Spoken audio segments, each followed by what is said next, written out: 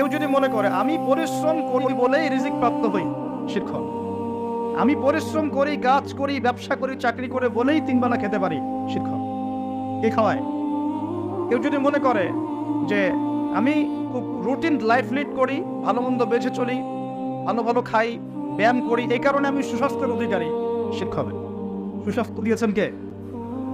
কেউ যদি মনে করে যে আমার হাতে একটা আংটি আছে, এই আংটি খুলে ফেললে আমার রোগ হবে, এটা হবে বিশ্বাসগত শিরক। কেউ যদি মনে করে আংটিটা খুলে ফেললে আমার রোগ বেড়ে যাবে, অথবা আংটি খুলে ফেললে আমি মারা যাব, আমার কোনো ক্ষতি হবে, বিশ্বাসগত শিরক। কেউ যদি মনে করে ভালোগুলো সব আল্লাহর পক্ষ থেকে আসে আর খারাপগুলো শয়তানের পক্ষ থেকে আসে, এটাও শিরক। কারণ ভালো মন্দ দুটোই কার পক্ষ থেকে আসে? আল্লাহর পক্ষ থেকে। চুল আঁচড়াচ্ছেন, চিরুনিটা হাত থেকে পড়ে গেল। কেউ যদি মনে করে এখন মেহমান আসবে বাসায়, এটা হবে একটা শিরকি আকীদা। বাসা থেকে বের হয়েছেন,